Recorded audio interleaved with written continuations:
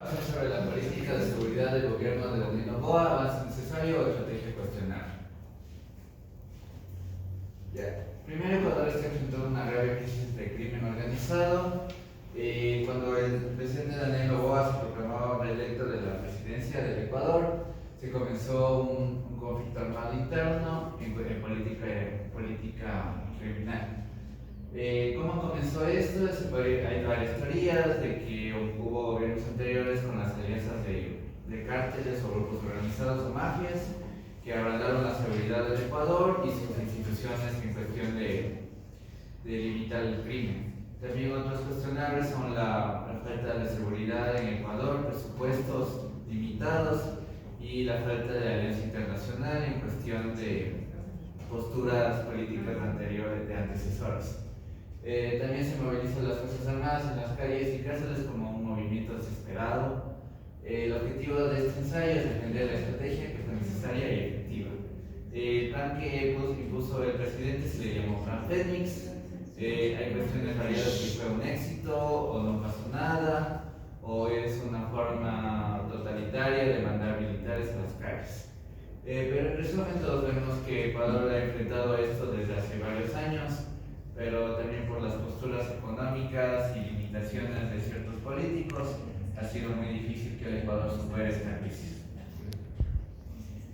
Ya lo resulta. Bueno, hay que hablar sobre los resultados de la administración. Bueno, por ejemplo, tenemos lo que son los resultados de homicidios y delitos graves. Por ejemplo, en caso de Guayaquil. Aquí, por ejemplo, como todos sabemos, los militares, creo que por el estado de Daniel Noboa, creo que esto también ha afectado bastante, por ejemplo, en lo que son en zonas, digamos, en cárceles, en zonas, por ejemplo, graves, por ejemplo, Durán, ahí son, por ejemplo, los homicidios más, digamos, más potentes, se podrían decir, son homicidios gravemente horribles para nosotros en una perspectiva. Y sobre la recuperación del control en zonas dominadas por el crimen, por ejemplo, Daniel Noboa ha limitado, por ejemplo, los que son los militares a diferentes zonas para el control. Por ejemplo, existe lo que es el control de armas. Por ejemplo, ahorita hay como, digamos, más control en sectores, por ejemplo, como dije en caso de Guayaquil, hay más allá, más personal de militares, se podría decir, para el control de armas y drogas, se podría decir. Y sobre la generación de un efecto dinosaurio inmediato, que eso quiere decir que ese despliegue militar produjo del efecto en la actividad criminal. Esto quiere decir reduce la visibilidad de un delito más, por ejemplo, más para lo que es el delitos graves sobre los militares. Bueno, como hemos visto estos últimos años, tenemos una adaptación del crimen organizado. En primer lugar, que tiene una reconfiguración de métodos criminales, más encubrimiento y menos violencia directa. Esto lo podemos ver ya que ya no se han dado tantísimos casos como se veía antes de balaceras, ya sea o muertos, sino que simplemente ahora hay métodos con menos violencia directa, por así decirlo, en especial como las vacunas y este tipo de extorsiones. Tenemos también que la mutación del crimen indica presión estatal efectiva.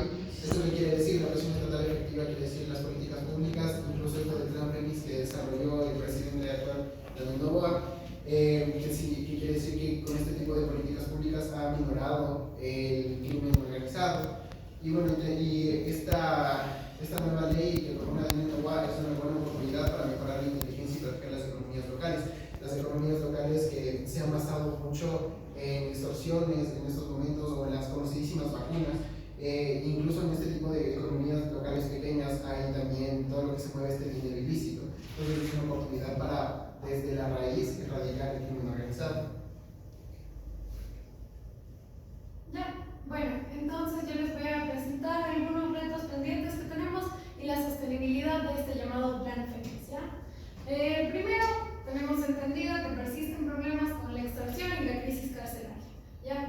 Últimamente en Ecuador nos hemos dado cuenta que las noticias se basan en muertos cada día. Antes nos resultaba fuerte escuchar algo así. Actualmente es el pan de cada día. Duele decir algo así, pero es la realidad que tenemos en Ecuador.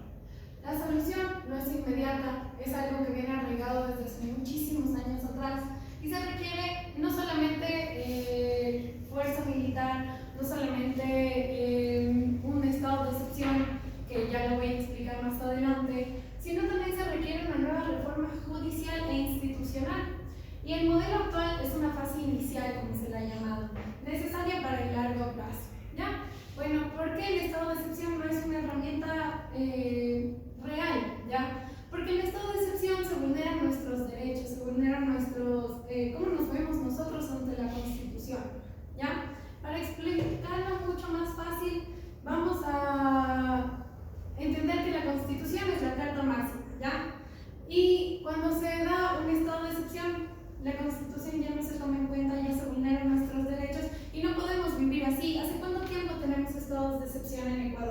Entonces es insostenible y es por eso que nosotros también como ciudadanos debemos hacer un llamado al presidente y a las autoridades y debemos entender que la democracia sin que el pueblo exija no es democracia. ¿Ya? Como conclusiones, la política de Daniel Noboa ha sido audaz y efectiva, se puede cuestionar realmente en el corto plazo. ¿Ya? A largo plazo se necesitan medidas económicas, ya que como sabemos la inseguridad del país se ve vulnerada. ¿Por qué? Porque como ya hemos visto con las exposiciones anteriores, no hay oportunidades, no hay formas, como citó mi compañera anteriormente, en Durán hay chicos que ni siquiera pueden salir a la escuela porque el crimen organizado estaba atacando las calles.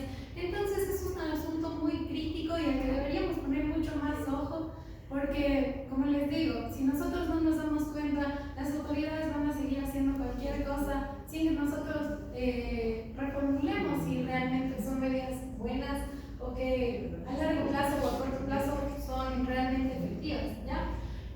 ¿Ha generado retroceso en el crimen organizado en sectores clave? Sí. En algunos barrios de Guayaquil sí se ha podido evidenciar, pero para las personas que tenemos familias en la costa o que tenemos familias en sectores críticos, realmente entendemos que hay mucho por qué trabajar, pero sí podemos decir que es el